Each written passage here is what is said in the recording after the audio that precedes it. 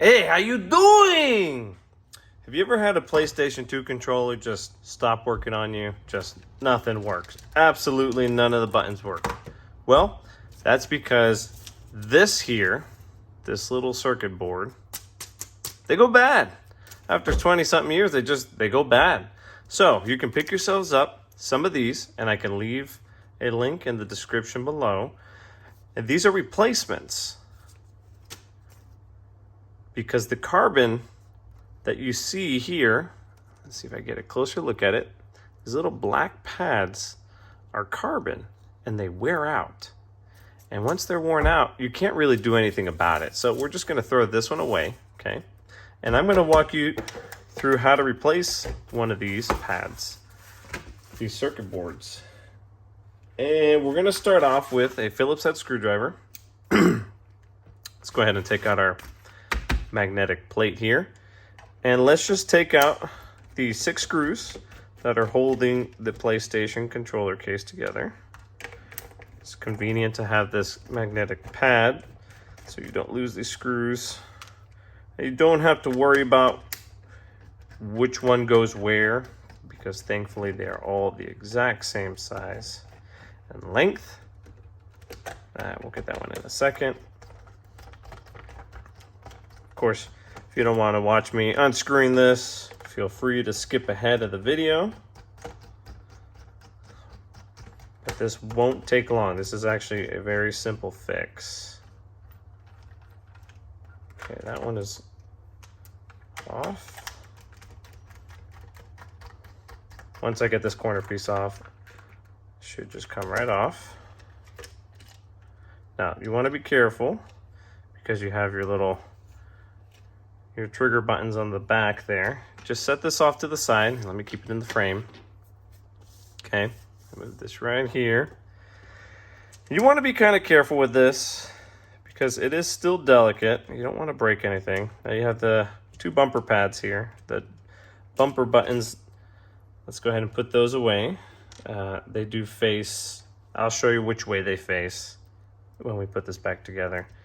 And then you just want to pull this out. It's not being held by anything. It's just tucked in neatly.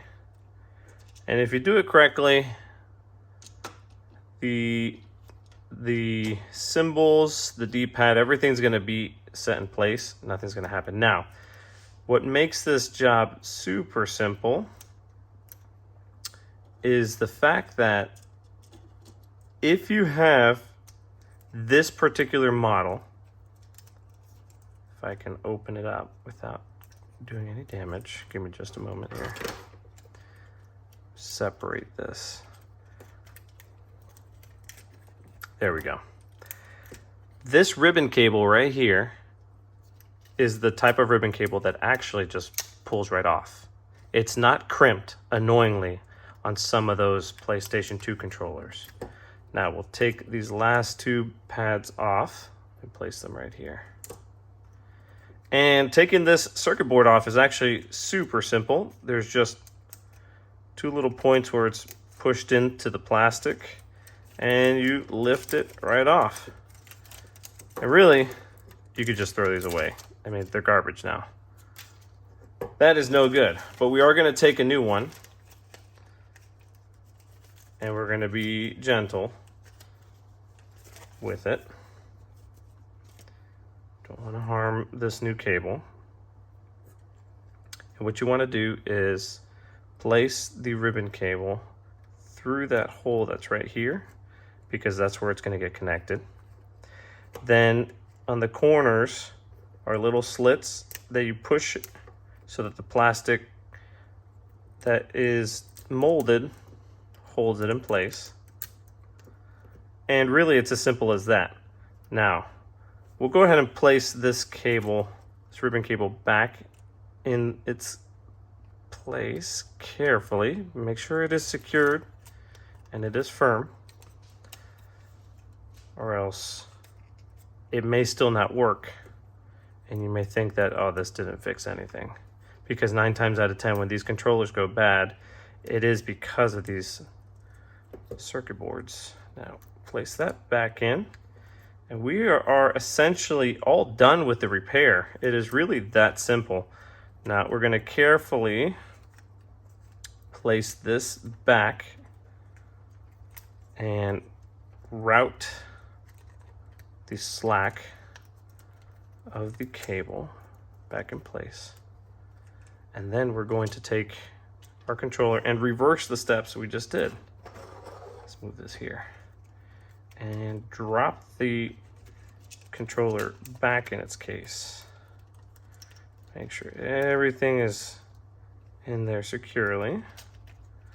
Everything falls into place neatly if you do it correctly. Now these bumpers are numbered. You should know if you play the PlayStation 1 or 2, you are going to want the number 1 facing away from you. So if the controller's facing this way, the number 1 is going to be upside down. Okay, so you want it away from you. And you're just going to slide them back into place on both sides. Make sure I got that facing the correct way. Takes a little bit of finesse, and if you do it correctly, they should just push perfectly. Now, we're going to place this last piece back. Nothing special we have to do here, just kind of be gentle. I do have this screw on both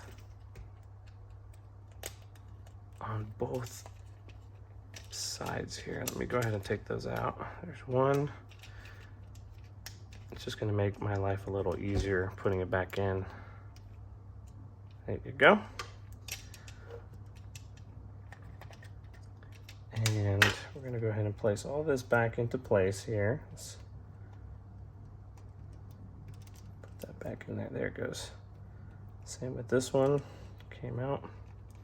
It's a little dimple that the bumper, this pad here has, that goes through the circuit board to hold it in place. And then we're just going to snug everything back in. It may take you a couple tries. It's not a big deal. Just be patient with it.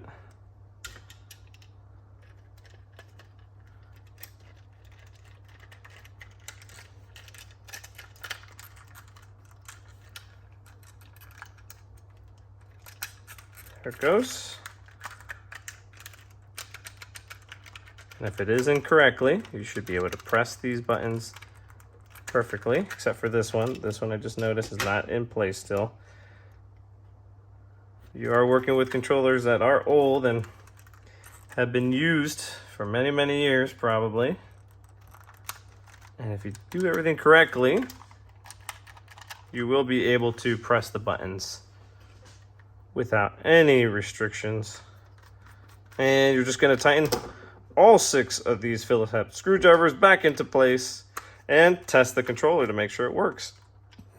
I'm pretty confident that it is going to fix it.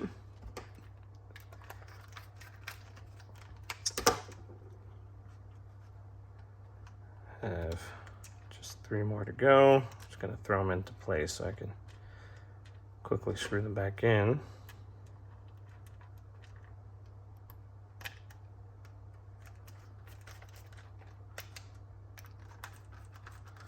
There's no need to over tighten it. It is plastic. And you see how everything, that one just clicked into place. See how everything is pressed without any restrictions.